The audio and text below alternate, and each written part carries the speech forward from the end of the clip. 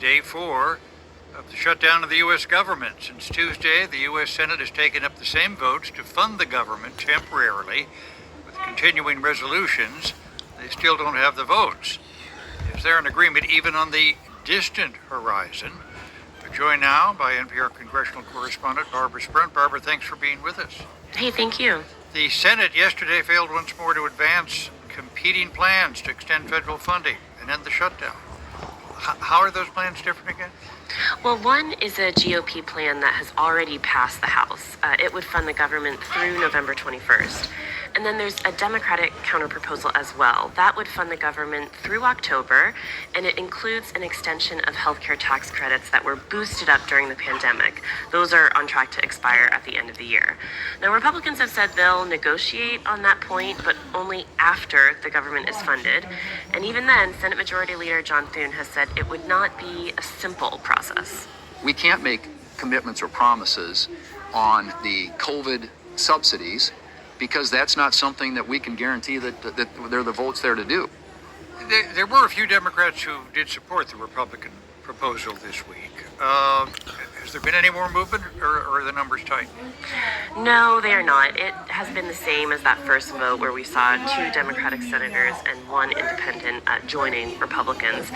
In fact, there's been so little movement on any kind of negotiation between the 2 parties that the Senate isn't even expected to stay over the weekend and do more votes. Here's Thune yesterday when asked about the possibility of weekend work. Hopefully over the weekend they'll have a chance to think about it. Maybe some of these conversations start to result in something to where we can start moving some votes and actually get this thing passed. The impasse is essentially this. Because the Senate needs Democrats to reach that 60-vote threshold to pass this kind of bill, Democrats, who of course have very little power as the party in the minority, say that demanding that there be some kind of negotiations between the 2 parties is appropriate. Unsurprisingly, Republicans do not share that view. They say Democrats are holding the American people hostage via this shutdown. Of course, in the meantime, the White House is proceeding with plans to cut programs and spending. Often it seems in areas with lots of Democratic voters. What is the argument they make here? Well, this is very much in line with the administration's thesis when it comes to its role in cutting programs and government workers. Items on the chopping block include some transportation projects in New York, the home state of both the House and Senate Democratic leaders. Press Secretary Caroline Leavitt told our colleague Steve Inskeep yesterday that the administration views that as Minority Leader Chuck Schumer's fault. They can't show up to work right now. So that project is currently temporarily halted because of Chuck Schumer's shutdown. So Chuck Schumer did that to himself. He did that to his constituents in New York. And how do Democrats respond? For the Santa. Well, Democrats have called this an intimidation tactic. They've blasted a plan from the White House's budget arm to fire federal workers instead of temporarily furloughing them, which is usually what happens in a shutdown. Independent Senator Bernie Sanders of Vermont said he thinks that plan will backfire. And the idea that you have a president who says, hey, your state voted against me, we're going to cut funding for you. That is not only illegal, not only outrageous, it is unconstitutional. So Democrats like Sanders insist these cuts are illegal, but it's an open question right now. There are several active lawsuits challenging the administration's cuts to congressionally approved spending. And here's Barbara Sprunt. Thanks so much for all your reporting. She has Thank you, Scott. I give them away and it's the end of the fucking world. Joined now by NPR senior political contributor Ron Elving. Ron, thanks for being with us. Good to be with you, Scott. Have we reached the point in U.S. politics where both major parties feel they have to permit a government shutdown rather than compromise to avoid it? That seems to be where we are, Scott. And in this case, the majority Republicans are simply saying they have nothing to negotiate. You know, there were people who set all of this up 250 years ago, the constitutional framers. They saw compromise as being close to the essence of governing. That meant compromise between individuals, between regions, between the House and Senate, between Congress and the President. But they could not envision the current environment. They did not deal with political parties or even mention them in the Constitution itself. But parties soon formed, and at times they introduce another layer of conflict on top of others.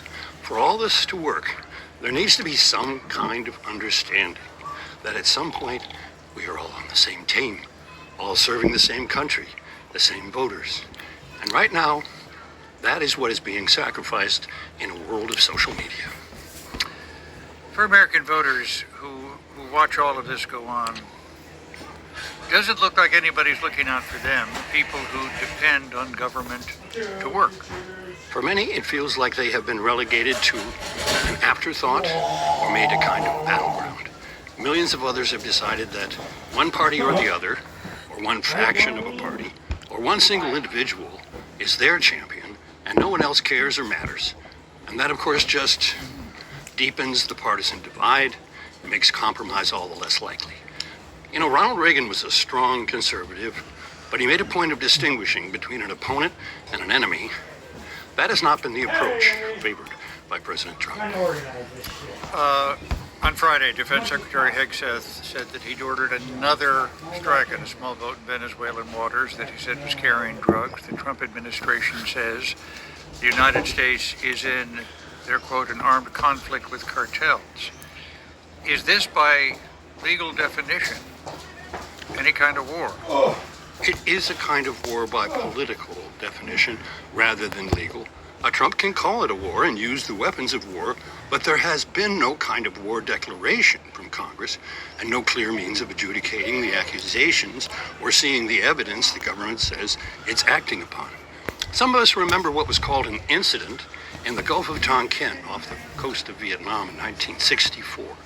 That became the pretext for escalating the U.S. presence in that part of the world, Southeast Asia, until 500,000 Americans were serving there, and the country itself was increasingly convulsed over it. Of course, on Tuesday, Secretary Hegseth and President Trump spoke to top military commanders that they had gathered at Quantico. What stood out to you about these proceedings? It's hard to think of a precedent for bringing the top officers of the Army and Navy from their bases around the world to receive this kind of lecture from their highest-ranking civilian leaders, the President and the Secretary of, well, War, which is a rebranding of the Defense Department by the Trump administration. Trump's speech was 70 minutes of rambling stream of consciousness that at times sounded like a campaign rally. Hegseth seemed mostly interested in physical fitness for senior officers in uniform and repudiating diversity as a goal in military promotions. The bottom line seemed to be that there is a new sheriff in town, and he's got orders to redefine what the military is for and whom it is intended to serve. Let me chance to return to something. Do you see the shutdown ending, middle of the week? No, I don't. I don't think it is necessarily going to shut down until there's more desire. Excuse me, I don't think it's going to end as a shutdown until there's more evident desire on both sides to have it end. NPR senior political contributor Ron Elving, thanks so much. Outside the Field Museum in Chicago, a bronze sculpture by artist Marla Friedman captures a moment a friendship was made. It's called the Red Palm Nut. The young woman sits barefoot on the ground, reaching out her hand to a chimpanzee who sits about a yard away. And he lightly, seemingly shyly, takes her human fingers into his own. The bright red palm nut is dropped on the soil between them. The woman in the sculpture is the great primatologist and conservationist Jane Goodall, the moment she first earned the trust of a wild chimp. He reached out and he took and dropped that palm nut, she later remembered, but then very gently squeezed my fingers. And that's how chimpanzees reassure each other. So in that moment, we understood each other without the use of human words, the language of gestures. Jane Goodall called the silvery-chinned chimp David Greybeard. She met him when she was in her 20s, a former secretary from Bournemouth, England, who saved cash chips she'd earned as a waitress to journey to Africa, where she talked herself into a job as assistant to the famed anthropologist Louis Leakey. She had no college experience, but Jane Goodall convinced Leakey that she would be just the person to live among and study the group of chimpanzees he had discovered on the shores of Lake Tanganyika. And on what she recalled as a rainy morning, November 4, 1960, she saw David Greybeard and other chimps take twigs from a tree, pluck their leaves, and use them as sticks to pierce a termite mound and slurp the insects off the end. Almost like those primates called human beings might lick peanut butter off a spoon. What she saw and documented was startling. The chimps made the twigs into tools. She wrote about it to Louis Leakey. He famously replied, "We must now redefine man, redefine tools, or accept chimpanzees as humans." By the time Jane Goodall died this week at the age of 91, she'd been honored around the world for her work with chimps and people, and established animal sanctuaries and forest conservation programs. David Greybeard, I think she'd want us to note, died in 1968. Jane Goodall and her friends saw strangers in a jungle, reached out their hands, and began a friendship that changed how humans understood our place in the world.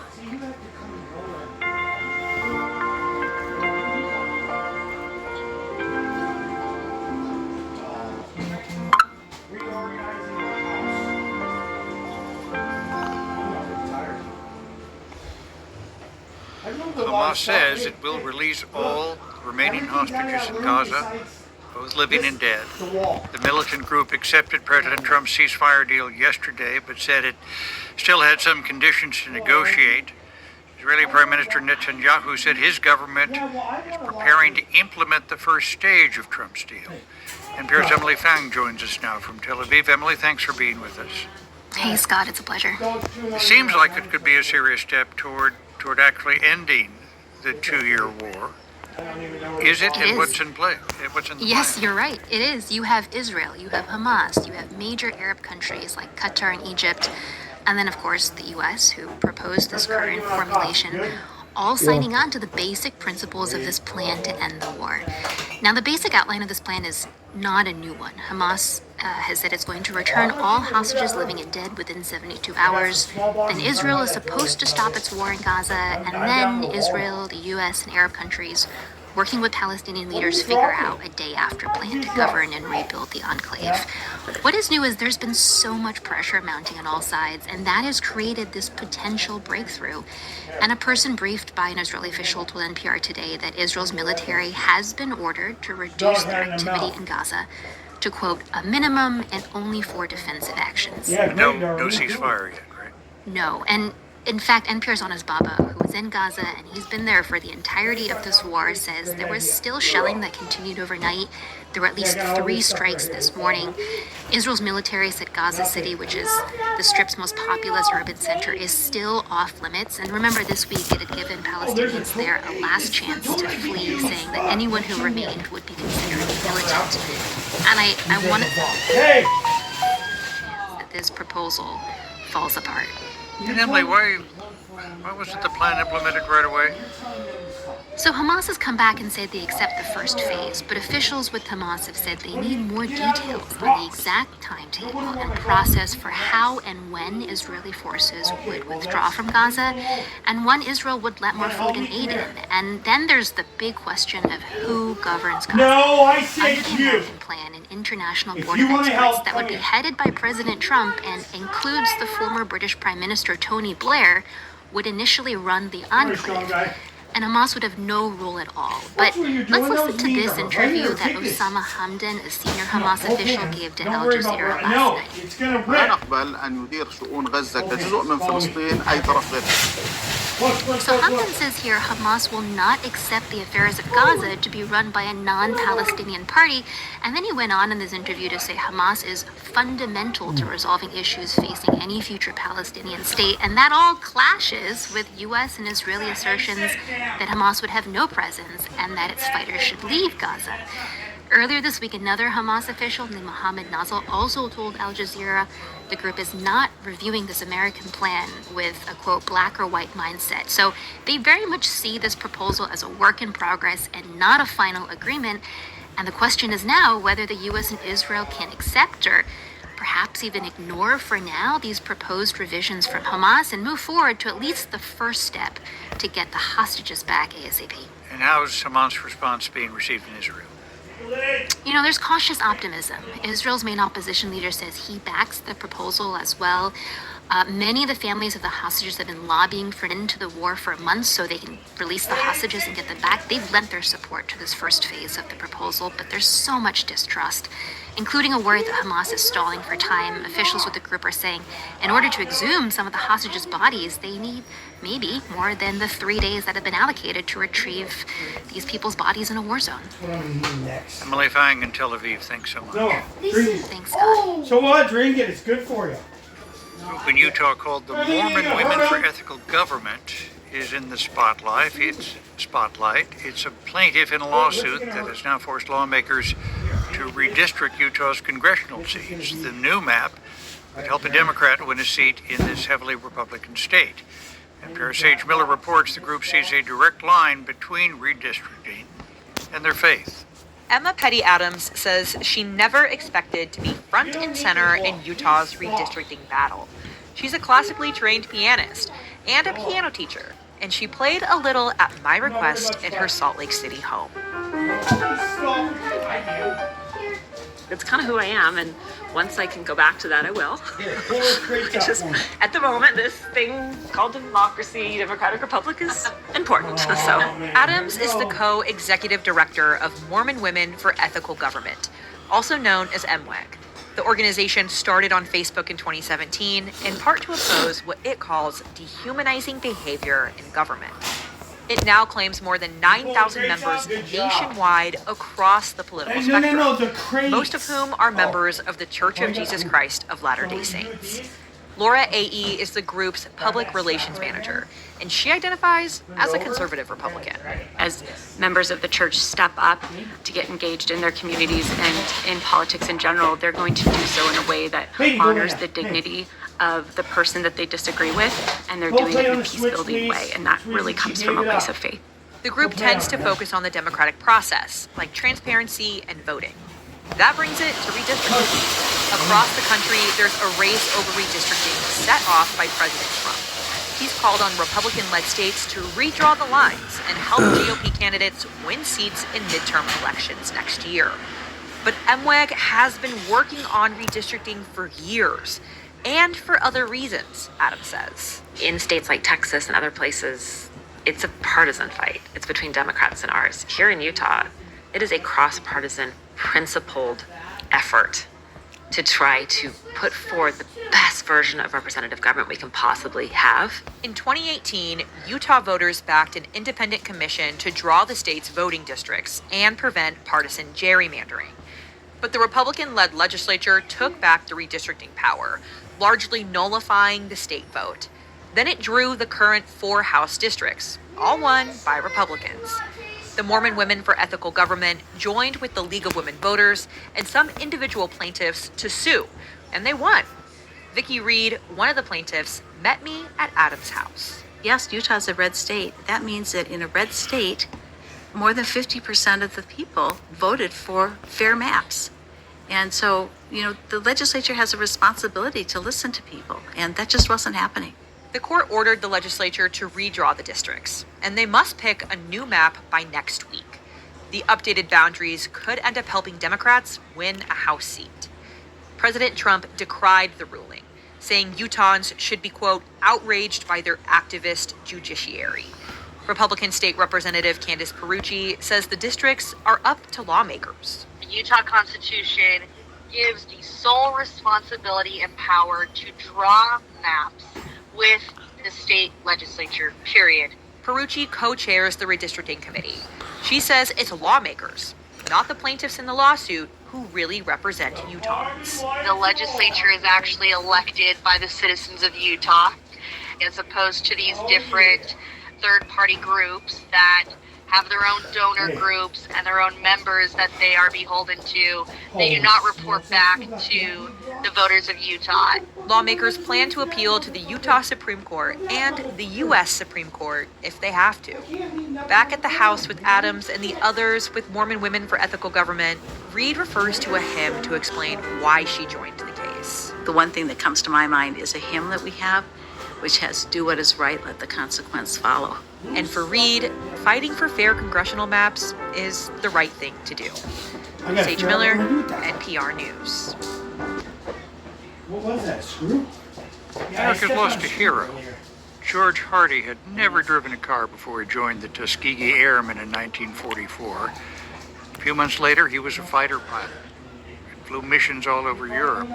Part of the heralded all-black squadron that was formed during World War II. The U.S. military was still segregated. So many fellas paid a price for that. So you lost a lot of good friends, but they were part of the effort to prove that we could fly as well as anyone else. George Hardy speaking in an interview with the American Veterans Center in 2019. Later in his career, he flew missions in Korea and Vietnam and retired as an Air Force Lieutenant Colonel. George Hardy, one of the last surviving combat veterans of the Tuskegee Airmen, died last week at the age of 100. We're joined now by the National President of Tuskegee Airmen Incorporated, Leon Butler Jr. Mr. Butler, I know you were a friend of George Hardy. Our condolences to you. Thank you very much, and I'm happy to be here with you. What made him such an extraordinary pilot? Colonel Hardy was one of those rare talents. He's an extraordinary individual. He possessed a combination of toughness, perseverance, resilience, and a high level of skill. I don't know why. Because he's an ornery little fucker. He's been like it for days. Things about a lot of different subjects. So I think all of those things came together to make him an outstanding fighter pilot and, for sure, an outstanding human being. He was only 19 when he became a pilot. That is an incredible thing to think about. Can you imagine being a 19-year-old flying the frontline fighter of the United States military, flying combat missions over Europe? It's amazing. Colonel Hardy flew 21 missions during World War II, 45 during the Korean War, 70 during the war in Vietnam. Forgive me, any close calls? Another one too. Yes, he'd love to tell the story about a mission he flew in the P-51 over Germany. He was assigned to do a strafing run, and for those that are not familiar, strafing is where you fly the aircraft relatively low to the ground, pass over a target multiple times, firing your machine guns to destroy the target. It's very dangerous. You're low altitude, you're vulnerable to enemy return fire, not just from any aircraft, but even from small arms.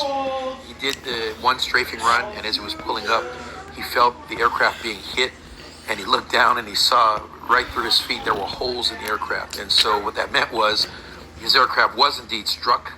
Any of those rounds could have easily struck him. And so he tells about that being a near-death experience. It was an eye-opening experience, and from that point on, he knew this flying game wasn't just a game, it was serious business. I think they always realized that, but when you have that close encounter, it does readjust your attitude. The enemy does shoot back, the enemy does have a vote, so you got to take it seriously. Mr. Butler, what was it like for George Hardy and other Tuskegee Airmen to risk their lives fighting for a country you loved, only to come back home, told to sit in the back of public transit buses, to have to use separate entrances and water fountains and bathrooms, and to live in a segregated America? From their point of view, it was dehumanizing. It was disappointing. It was angering. They sacrificed so much. This country, we talk a lot about merit. We talk a lot about qualification and service. They rose to the occasion at that time, in the middle of widespread discrimination, especially where their initial training was held in Tuskegee, Alabama, deep in the South, where Jim Crow was in full effect, on and off base. How you doing? They didn't allow that to stop them I'm from tired. achieving excellence, Holy from smokes, performing valiantly in the face of battle, not just against Shut up! fascism I know you need to be fed. but racism at home. I have to ask, all the appearances he made over the years, all the conversations he had, can you ever recall George Hardy taking the question, XL. Colonel, why did you fly for a country that wouldn't treat you Ooh, that's as a full tasty. citizen? I Tastes never like a heard cookie. him take that Don't be specific puffing on my question, shit, boy. but I did hear I can't even that leave this topic down. mentioned on several occasions. Pull it down, And the pull one it. thing that he would always say, it was, "This is my country too." I believe he internalized that, and to me, that is the mark of a true patriot. Someone, despite what's going on around you, you still have a love for the place of your birth, and not just for selfish reasons, but because you want to make the country a better place. And so that is an amazing legacy. It's an amazing example I think we all should follow. Leon Butler Jr. is the national president of Tuskegee Airmen Incorporated. Thanks so much for being with us. Thank you so much for having me. Summer career diplomat George Kent swapped his suit and bow tie for a helmet and jersey to cycle all the way across the country and raise awareness as well as money for the Ukrainian war effort along the way. Of course, George Kent is the former U.S. ambassador to Estonia. He's now retired after 33 years in the Foreign Service. He was also a key witness during the first impeachment inquiry of President Donald Trump. He joins us here in our studios after rolling home earlier this week, but you haven't changed clothes. Well, I washed clothes and put them back on. In your cycling outfit. I gather you spent more than 2 months cycling with your family, beginning in Oregon, winding up, I guess, in Washington, D.C. I don't know. Why not shuffleboard, bridge, something a little less taxing? I'd say there are two reasons. I retired earlier this year after being fired in the first hour of the administration, and I wanted to do something for Ukraine. And I'd had a dream since grad school to cycle across America, and this is the 50th year of the Trans-America Bike Trail. It started in 1976, and having been the ambassador to Estonia, there was this amazing network of civil society activists known as NAFO, North Atlantic Fellow Organization, not an organization, just a network, and they combined fighting disinformation with crowdsourcing funds for Ukraine, and that was a perfect fit. Cycle across America, talk to Americans what's on their mind, talk about Ukraine and Russia, and raise money for a great cause. What did Americans tell you about Ukraine, Russia, what's going on? We talked to hundreds of people in cafes, on the bike trails, in convenience stores, and I would say that the level of interest remains incredibly high. One of my son and my wife's big takeaways was the incredible generosity of Americans. When they heard what they were doing, people were pulling cash out of their pockets and contributing it to my wife, who then went online to make the donation. There was a notable difference when we hit the Colorado-Kansas border. Kansas and Missouri, farm country. We talked to dozens of farmers. They weren't as interested. And in fact, it was almost like a glass wall came down. As long as we were talking about the weather, the infrastructure, farming, it was animated. Ukraine, they just remained silent or looked to move on. Any conversation in particular? When I think back, at the end of the first week, we were in Prineville, Oregon, as in Eastern Oregon, and it's heavily evangelical, and we shared a beer garden dinner with, I think their names were Ron and Jody. And Ron and Jody said, the majority of the people at our church support Ukraine. So it was actually something that they had talked about. But he said, we don't know what to believe anymore. Jody said, well, we believe in Jesus. And Ron said, yes, of course we believe in Jesus. But the question is, who do we believe about what's going on with Russia and Ukraine? Here was a church of evangelicals who supported what Ukraine was doing, its right to defend itself, but didn't know, in terms of information, whom to believe. May I ask you, given a life in foreign service, what's your reading of the situation in Ukraine now? I think Ukrainians understand this is an existential war, and they will continue to fight. Our obligation really is to continue to support Ukraine. I think arming Ukraine, giving them the weapons to fight back, is in our interests. For the next generation of weapons, those are being developed in Ukraine. And I think the U.S. defense industry risks missing out. I think I came away with the impression that what we should be doing is investing in production capacity in Ukraine, because what Ukraine is innovating in terms of weaponry and tactics is the way Western countries should defend themselves if they're ever put in that position of attacking a peer competitor like China or Russia. George Kent, former U.S. ambassador to Estonia. Thank you so much for being with us. Thank you for inviting me. Ning is the manager of what she calls a brightly lit box in an unnamed city, a place that she calls Susan's. I live in a world of Susans. I got name tags for everyone who works at this nail salon, and on every one is printed the name Susan. So many girls come and go. I don't want to bother getting new name tags each time. Besides, it's never difficult to pronounce a name like Susan. None of our clients notice. They come in and we are ready and set to work. That's all that matters to them. Pick a Color is a new novel set over a single day in a nail salon, and it is the first novel of Suvankam Tamavongsa, the highly acclaimed Canadian short story writer and poet. She joins us from our studios in New York. Thanks so much for being with us. Thanks so much for having me on your show. Ning was a boxer, and that's kind of central to how she sees the world, isn't it? Yes, and before she landed working in a nail salon, she had been a prize fighter. We only get little snippets of it throughout the day as she works and thinks of that time. Things she learned from boxing, like controlling the center line. She brings that idea to the face that when you remove eyebrow hair, you try to control the center line. And the idea that when you enter the ring, you have to protect yourself at all times. It's sort of the same way in a nail salon. When someone walks onto the floor, you have to read what they want, what their intentions are, and you react in that moment. How do you know this world of the nail salons? I'm a regular client myself, and I just observe. In terms of the boxing, I trained for a year and a half to learn to describe what it might feel like to take a punch, to throw a punch, and to make the language of the boxing world feel natural, but in the nail salon. The staff at the nail salon talk about their clients amongst themselves, don't they? Yes, a nail salon worker, when we do encounter them in literature, they're often seen as an invisible figure, a side glance, a prop even. But in the novel, you are made to feel like you are a nail salon worker.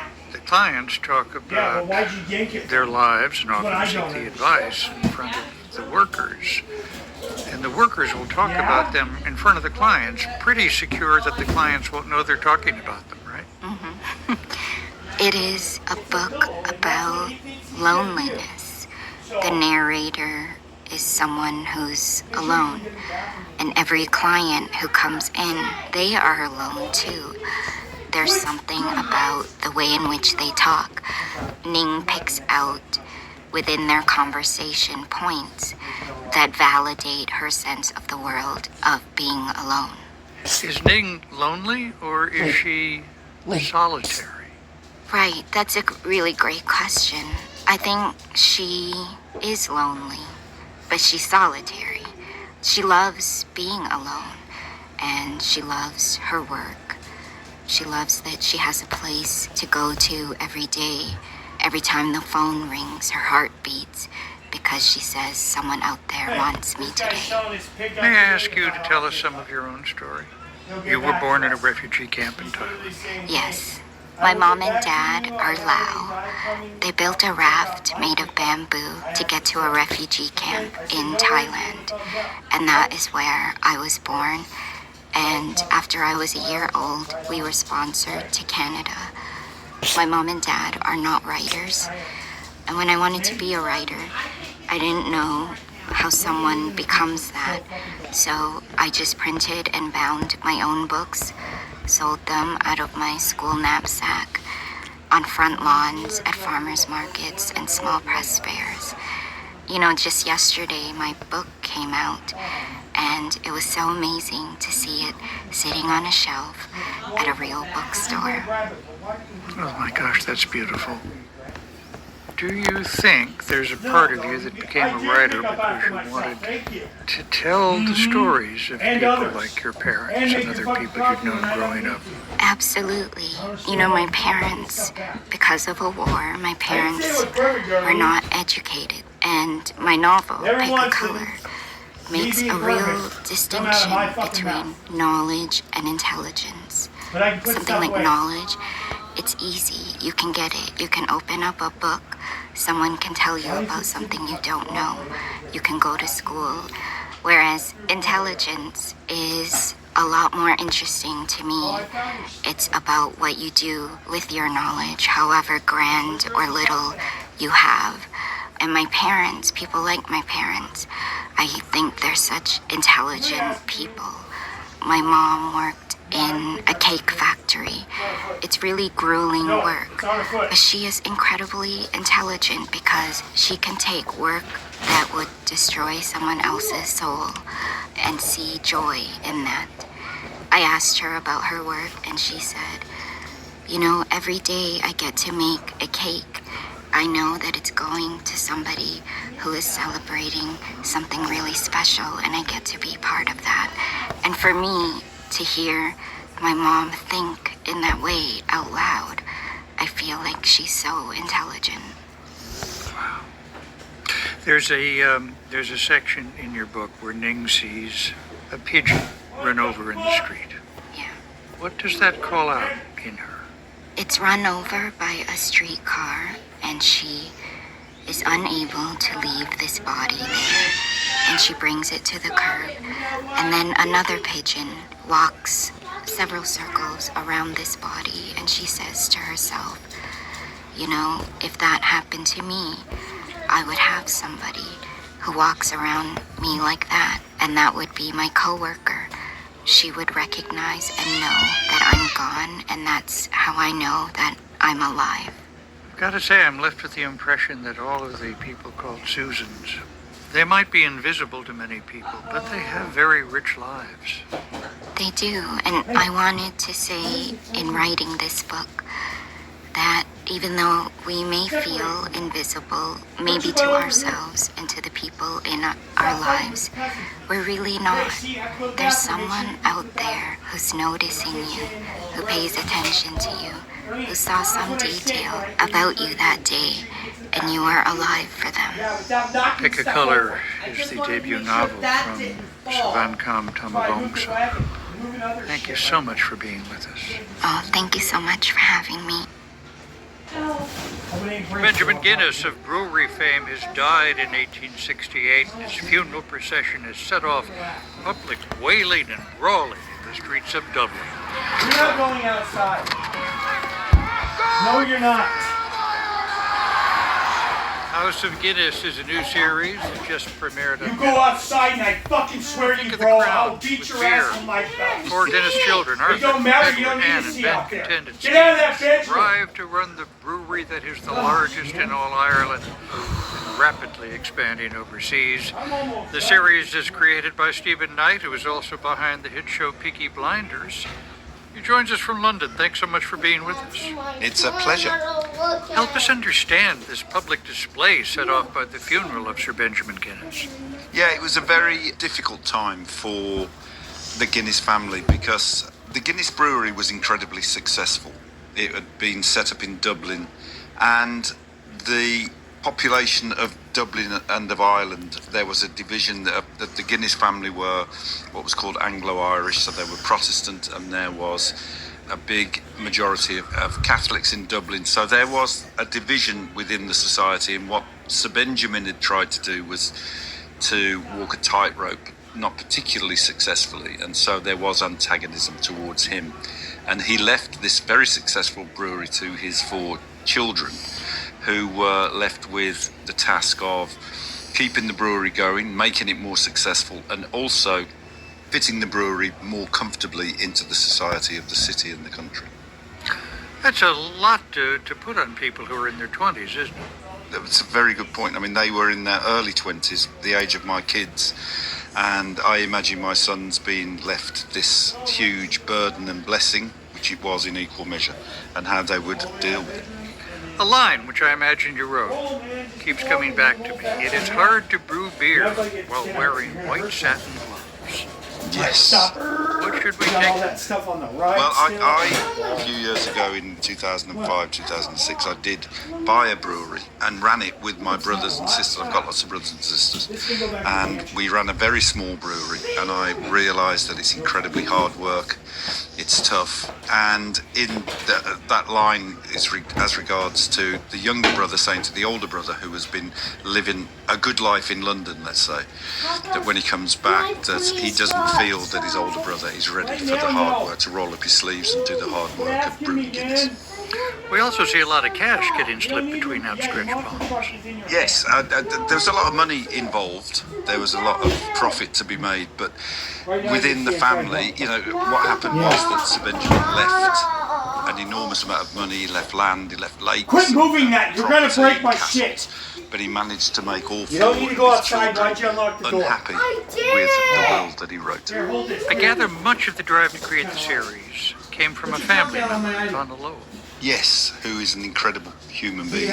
When I met her, it was the best bit of research I could have done because she sort of encapsulates the defiance, the rebellion, the fun, the self-awareness that seems to be in the Guinness DNA. And to have the pleasure of talking to her and hearing the family secrets, the skeletons in the cupboard that have never been published, was, a rare pleasure. So from her, I got not only facts, but also the spirit of this family who, changed history in Ireland, in a sense changed history in the world, but were so aware of their own absurdity, is the way I like to think of it. How much of the story you tell is historically true, and how much is dramatic license? Well, it's a bit of both. I mean, what I try to do is take the historical events as stepping stones and then navigate between those true events. And always the true events, the true things that happened are far more unlikely and extraordinary than the things that you could ever make up. My first task, I think, is to be faithful to the characters, to create, especially the siblings, the four characters, as faithfully as I can. And then once you've got those real characters in your mind, you then set them off between the stepping stones of real events. One of the many themes is that they have designs on America, don't they? Yeah, I mean, America then was a huge market. The Civil War was over, and it was considered to be the future. So you've got the two coasts with huge populations, and as it says in the story, there's a big army in the middle that's very thirsty. So the idea was to make sure the flag of Guinness was planted in the United States, especially on the East Coast, where a lot of people had emigrated from Ireland as a consequence of the famine. The brewery we see in the series looks terrific. Fiery, steamy, and dramatic. And then I read it isn't even in Dublin.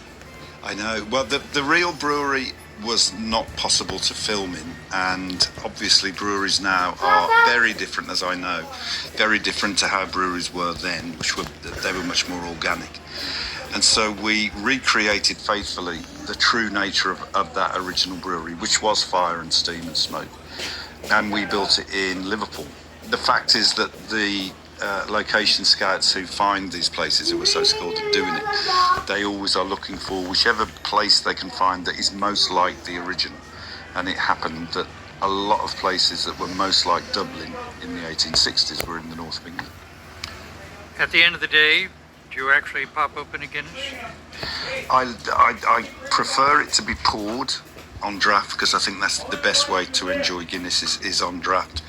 But yeah, I mean, my love of Guinness preceded this, and while I was writing it, it didn't lessen at all. My gosh, I'm sorry to suggest even the possibility of a bottle. It just occurred to me. Forgive me. No, bottle's good. It's different, but it's good. It has been announced that you're writing the next James Bond film.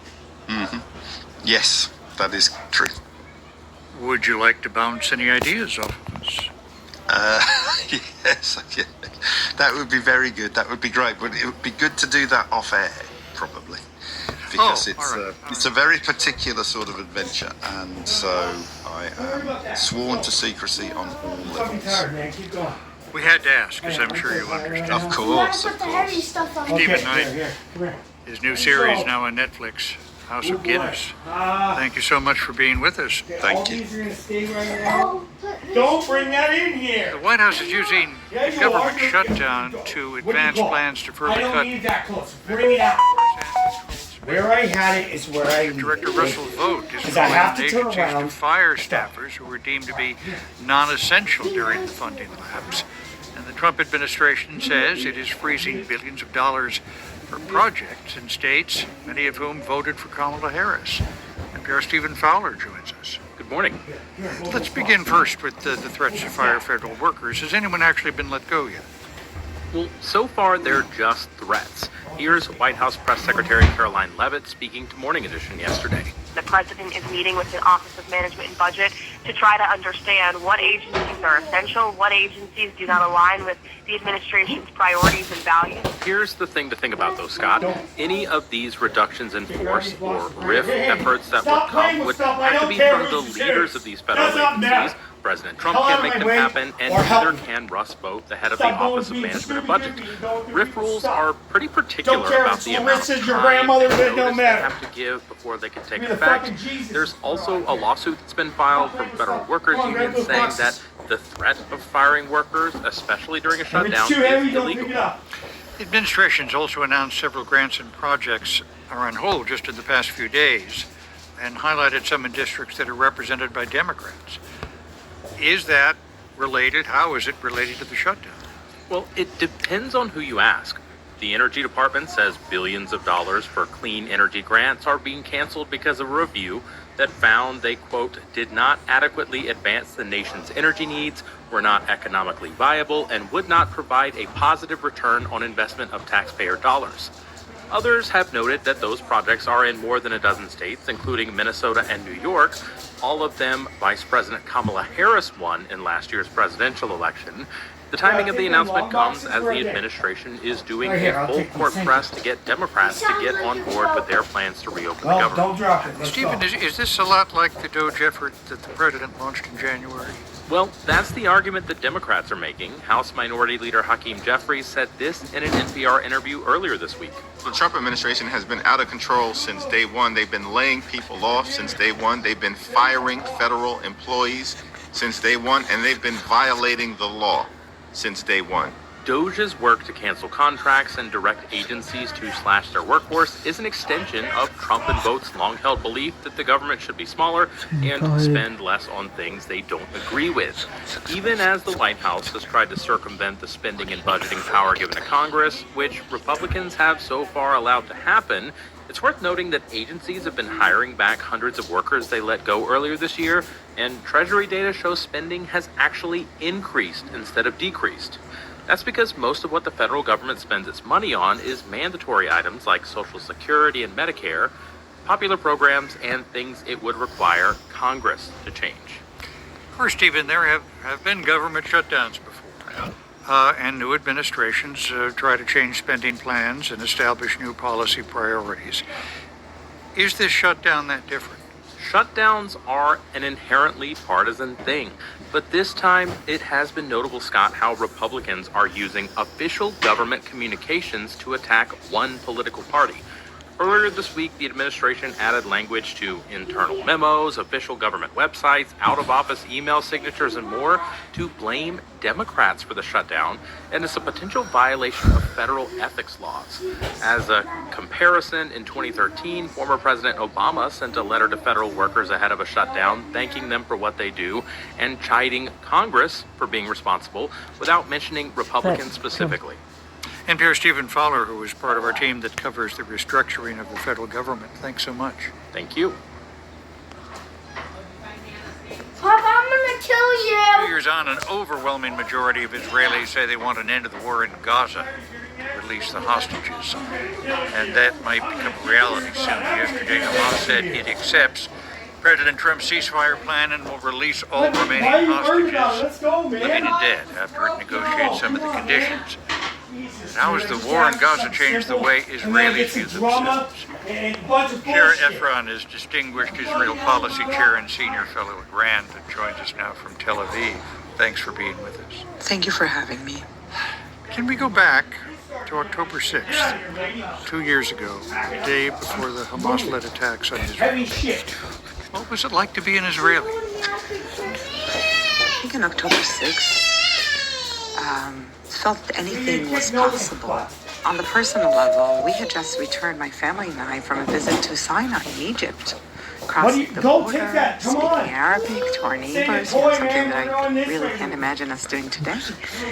I remember an expert conversation exactly on October 6th, speaking about the lessons from the Yom Kippur War in 1973. And all the security analysts said something like this can never happen to us again. We will never face a strategic surprise like Yom Kippur. And then, of course, we woke up at 6:29 a.m. on October 7th, and the world couldn't have been more different. Get out of there, you guys. Go. What does it feel like to be Watch Mickey Mouse or don't.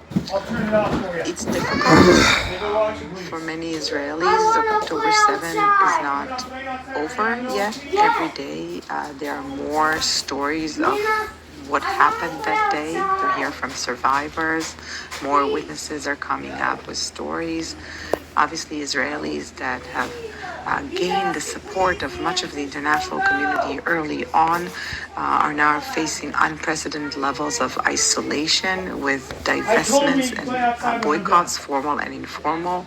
And so, on the one hand, Israel's security environment. No, I'm not done. So you hearing voices? You better tell a doctor you start hearing people. I'm not done. Have changed fundamentally its borders with remarkable military achievements, but those have not been translated into strategic diplomatic victories. And of course, with the war in Gaza, that according to most Israelis was very legitimate. Hey, he's taking a stroll. Has no legitimacy today, and it has no legitimacy around the world. And even Israelis don't want the war to continue. Prime Minister Netanyahu has been on trial for corruption. And of course, there have been huge demonstrations calling for him to reach a deal with Hamas for the release of all the remaining Israeli hostages. What's the state of his leadership now? What we are seeing in every polling is that the Israeli public does not support neither the government's policies nor the government itself. So there is really a conundrum here because the Prime Minister and his coalition that are both, advancing the continuation of the war, but it's not clear to the Israeli public and to others around the world that this is done only because of pure national security interest and not personal political interest of staying in power, knowing pretty well that if we go to elections, this current coalition has a very low chance of being re-elected. I mean, casting back to 1948 and the founding of Israel, like to say that it aspired to be a light among nations. And now we have a situation where Israel's military campaign in Gaza is being criticized around the world, including by traditional allies. Hey! How does this affect Israel's view of itself? It's over you! And you're gonna get your ass beat today! I bet Israelis believe that they're held to an entirely different standard from other countries in the world. And while I can take this view and be sympathetic to Israel's frustration, clearly there is a willful blindness of Israelis, awful images from Gaza that, believe it or not, Israelis don't see in the news, the images that the rest of the world sees from Gaza. They don't know what is happening in their name. But after 2 years, there's a question to be asked. In the name of what and to what end? Now, if Israel has an objective that I think Hamas, a terrorist, vicious, cruel, barbaric organization, should not be the de facto government of the Gaza Strip. You want to dismantle Hamas and change the governance in Gaza to one that doesn't pose a threat to Israel. That's fine, but limit on humanitarian aid. The lack of dignity for the Palestinian people. How is this going to help Israel's security in the long run? You wrote recently in the New York Times, I'm going to quote you, Israelis must look beyond their own prism of pain and trauma, recognize the harsh reality in Gaza, then it must act. Act how? Do what? Israelis can demand the increase of the humanitarian aid. The fact is that humanitarian assistance in Israel has been politicized to the extent that there are barely any Israelis who support it, including from the opposition. But those questions of the future of Gaza, the future of the Palestinian people, not turning up, this blind spot that we have to Palestinian nationalism, those questions are not going to go away. Shara Efron is Distinguished Israel Policy Chair and Senior Fellow at RAND. Thank you for being With your with us. arms crossed. Thank you. Get out. Sean Combs has been sentenced to Well, more than that's 4 years why. in prison after a lengthy hearing in Manhattan yesterday.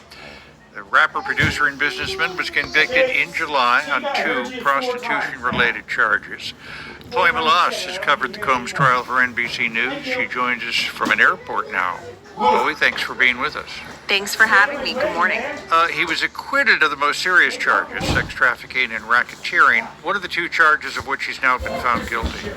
Those are 2 counts of something called the Mann Act. It's transportation to engage in prostitution, and he was found guilty by the jury over the summer of those 2 counts. But like you said, he was acquitted of the more serious charges, which he faced a life in prison sentence if convicted on those.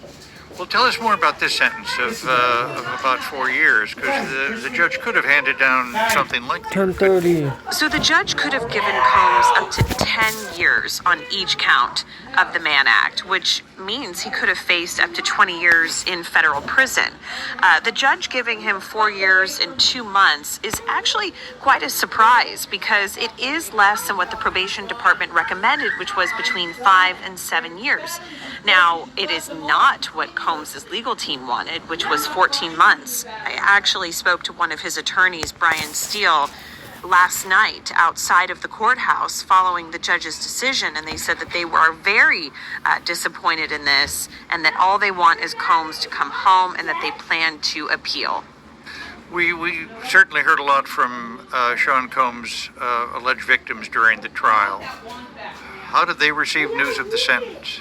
One of the first individuals to react to the news of Combs' sentence was Cassie Ventura, his longtime girlfriend, who was a key witness in this trial.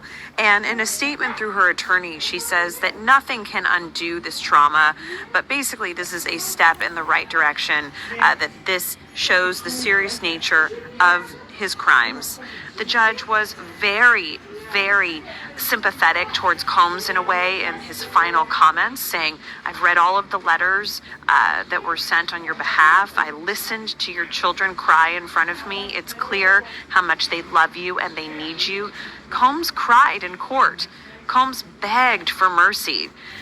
But at the same time, the judge was very supportive of the women who testified during the trial, and he specifically praised Cassie and another woman who testified under the pseudonym Jane. Do we know what time and where Sean Combs reports? So we don't know where he's going to be reporting to, but we do know that his team is planning to file paperwork on Monday with their recommendations as to where they would like to see him. There's a good chance that they're going to ask for home confinement, which the judge sentencing him to 50 months in federal prison. It would be highly unlikely that then he would decide to grant him the opportunity to be on house arrest, essentially.